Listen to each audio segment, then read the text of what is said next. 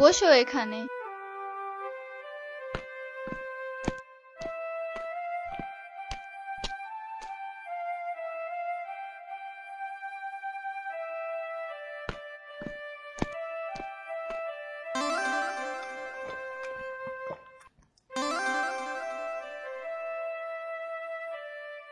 সেই কোন ভোরে বেরিয়েছো?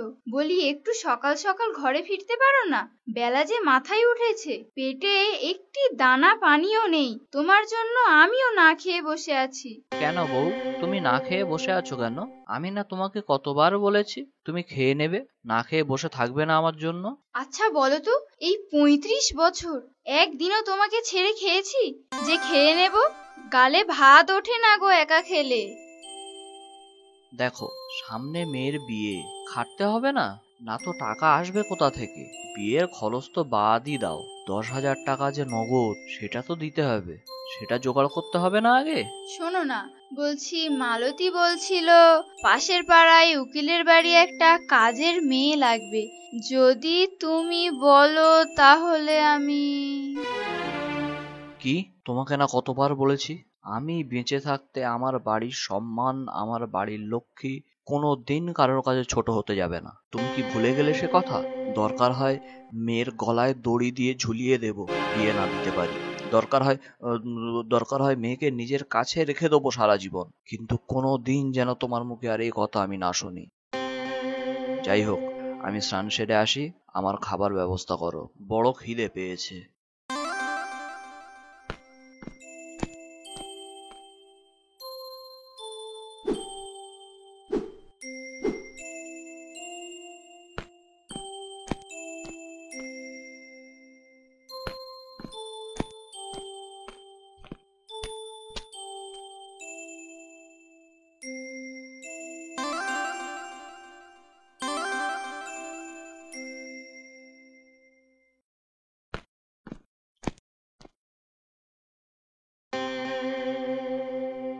বাবা, আজ তো দেখছি সব আমার আর তোমার পছন্দের খাবার রান্না করেছো। কি ব্যাপার গিন্নি, আজ তো একেবারে মন খুলে রান্না করেছো, হ্যাঁ?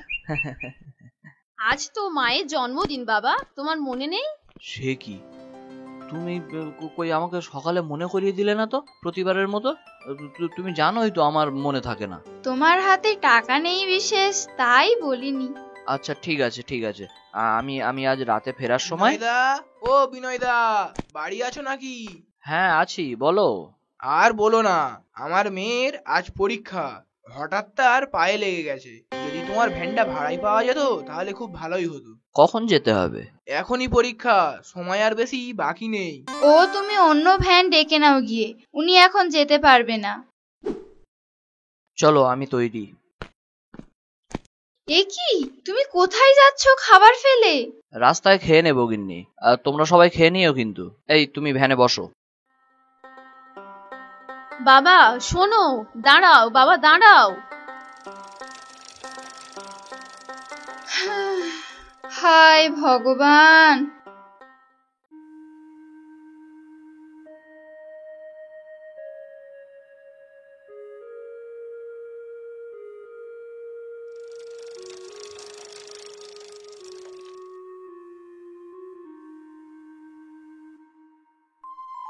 এই শোনো, তাড়াতাড়ি আমাকে দুটো মুড়ি আর বাতাসা দাও দেখি, খেয়েই চলে যাব।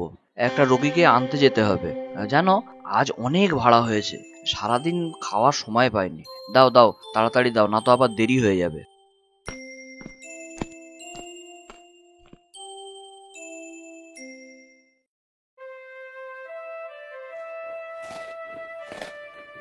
বাবা, মাও সারাদিন কিছু খায়নি। আচ্ছা বাবা, ঠিক আছে ঠিক আছে, আমি আমি এই ভাড়াটা খেটেই চলে আসবো, তারপর সকলে একসঙ্গে বসে খাবো। আর হ্যাঁ, এই বাক্সটা কিন্তু আমি না এলে খুলবে না, ঠিক আছে? তাহলে আমি আসি।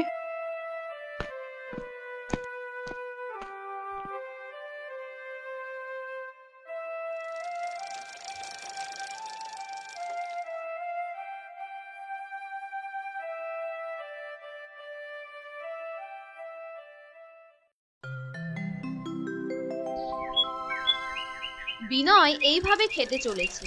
কখনো খায়, আবার কখনো আধা পেট খেয়ে সারা দিন কাটায়। কখনো খাওয়া হয় না, অথচ খাবার দোকানের পাশ দিয়ে সে রোজ যাওয়া আসা করে। তার খুব ইচ্ছে করে যে নেমে কিছু খেয়ে নি, কিন্তু ওই যে ভ্যানে বসে থাকা প্যাসেঞ্জার, তারা কি ওসব বোঝে?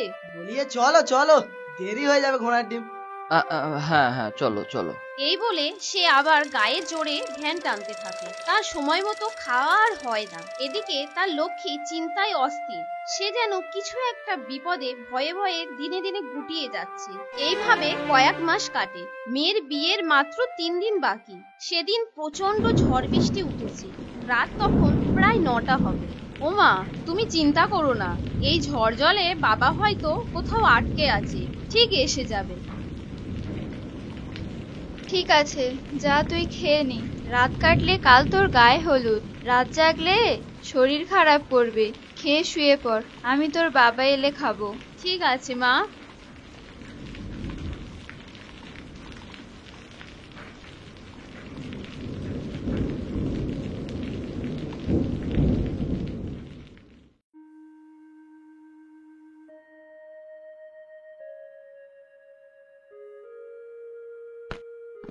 মা, বাবা এখনো ফেরেনি?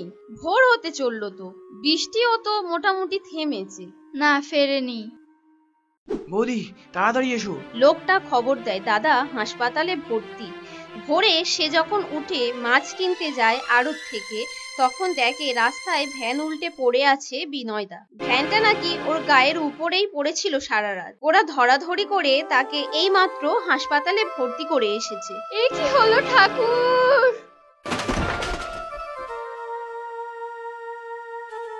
আমি এখন কোথায়? ডাক্তার বাবু, উনি কেমন আছেন? উনি ভালো আছেন, আপনি বিশ্রাম করুন। মা, এদিকে আয়।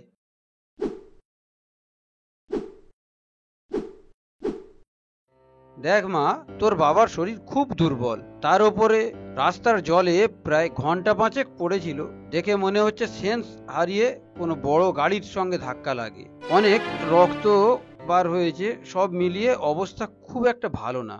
রক্ত দেওয়া হচ্ছে, 48 ঘন্টা না কাটলে কিছু বলা যাচ্ছে না। আশার আলো খুবই কম। ওনার নিজের সাথে নিজের লড়াই করার ক্ষমতা নেই। উনি খুব দুর্বল, খুব দুর্বল। ডাক্তারবাবু, ডাক্তারবাবু, এখানে আসুন। বিনয়দা কেমন করছে?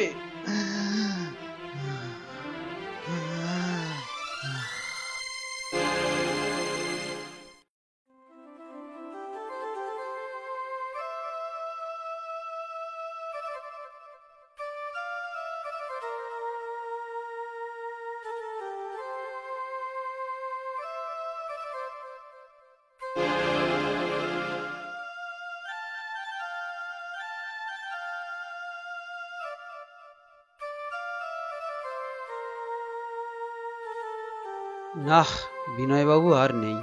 বাবা, বাবা,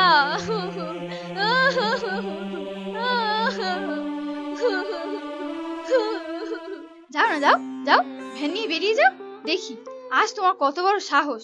এইভাবে না খেয়ে খালি টাকা টাকা টাকা টাকা করো। ওঠো ওঠো ওঠো, কাল মেয়ের বিয়ে।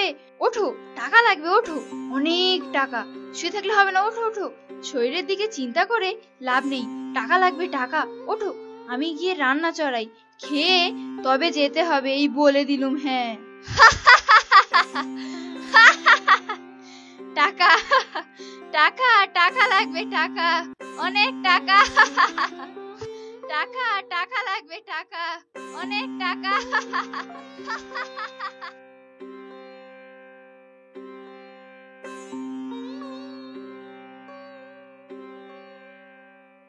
আমরা আমাদের দৈনন্দিন জীবনে সব দিকে সমানভাবে খেয়াল রাখার চেষ্টা করি।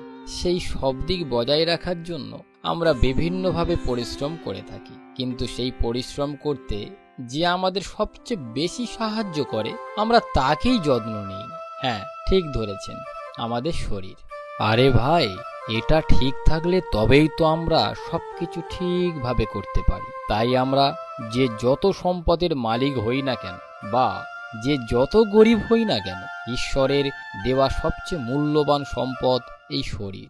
আমরা আগে এটার যত্ন নেব, না তো এই যে দেখলেন সব বৃথা হয়ে যাবে। মনে রাখবেন, স্বাস্থ্যই আমাদের আসল সম্পদ।